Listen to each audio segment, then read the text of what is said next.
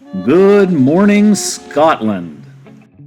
My drive out of Inverness is along the north coast of Fraserburgh, home of the Scottish Lighthouse Museum.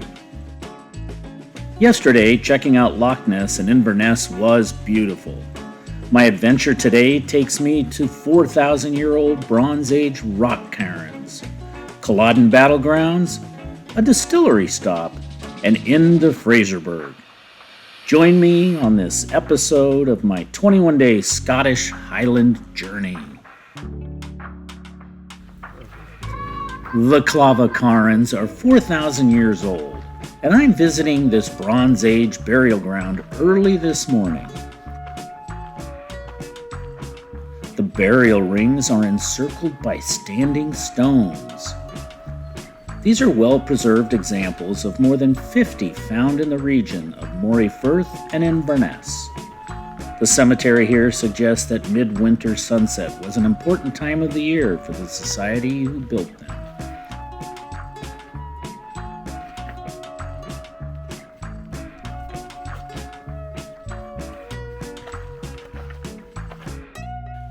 The three prominent cairns form a line running northeast to southwest, and the passages align southwest, thus suggesting midwinter sunset.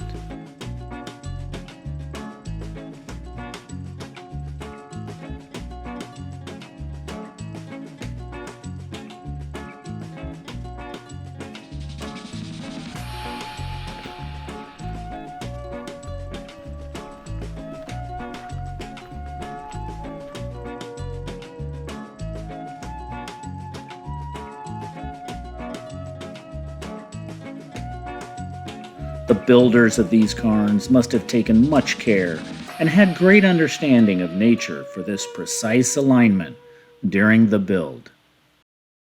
This windy upland plain of Drumossie Moor is 5 miles east of Inverness, and it is here on the 16th of April, 1746, that the Battle of Culloden was fought. This battle is traditionally associated with the Scottish Highlands, yet its origins lie in continental Europe. The seeds of this conflict were sown in the previous 100 years, a time of religious and political upheaval in Scotland and England.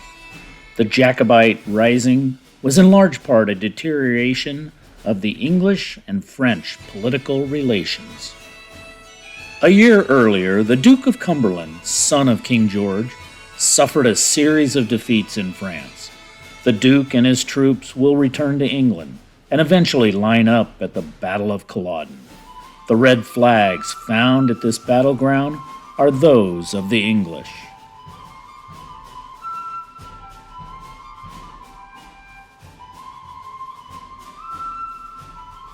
Prince Charles Stuart, son of King James, the previous King of England, set sail from France and arrives in Scotland in 1745. The prince, with little to no military experience, raised the army of Jacobites loyal to the Stuarts. The blue flags found at this battleground are those of the Jacobites.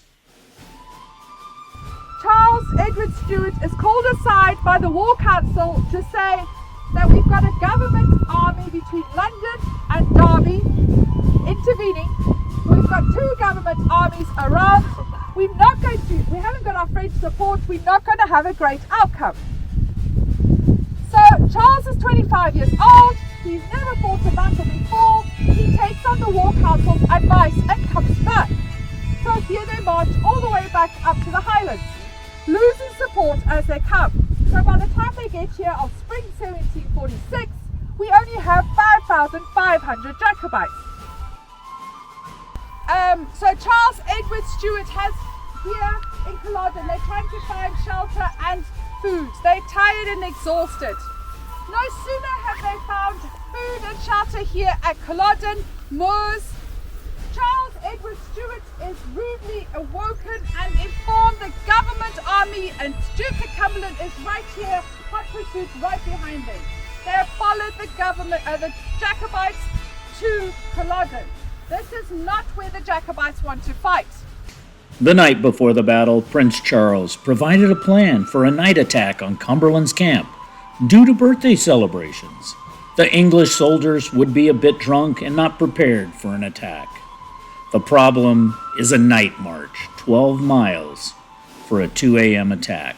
Unfortunately, at 2 a.m., they were still 4 miles away when it was determined to turn back.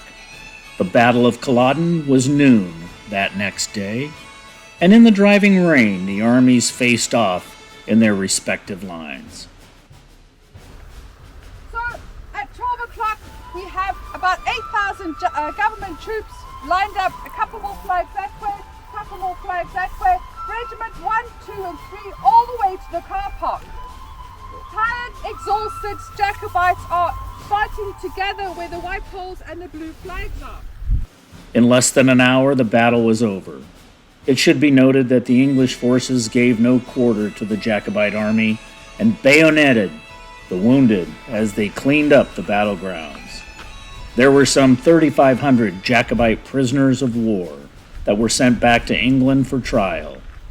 About 1/3 were convicted and hung, another 1/3 were freed, and the rest were sentenced to a life of slavery and sent to the English colonies. The Highland Scottish people after Culloden fell under English persecution, even those loyal to England.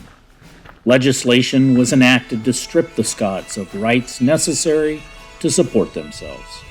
This was called the Highland Clearings and ended the Scottish clans and way of life. He gives orders for his government soldiers to come back up here, anywhere north of Glasgow and Edinburgh, to do the pacification of the Highlands. It's known as the Highland Clearance. They come up here and it's brutal. Men and boys are banned from gathering. You'd all be executed. They're banned from carrying weapons. They don't. Everybody has a dirk. You give it between 2 and 3. It's for food, it's for everything. So for battles, now you're not allowed to carry it. Even a pair of bagpipes is deemed a weapon. It's brutal. People knock on your door, say, do you do gardening? You say yes, because they're looking for you to say yes. They execute you, they burn the houses. It's awful up here.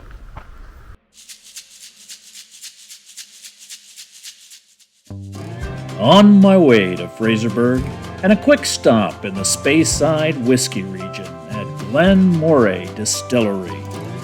That's some really good whiskey. Continuing on to Fraserburgh. I remember during the planning of this 21-day Highland adventure that the Frasers had a castle near the town. Looks like I found it, but it appears to be a private residence. I am happy for a duck reception line.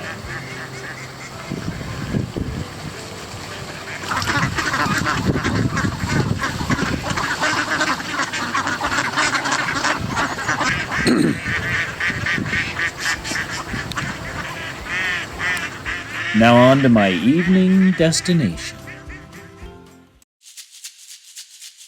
Arriving in Fraserburgh, I check into my hotel and take a quick walk around the town. Grab some dinner and enjoy this fishing village.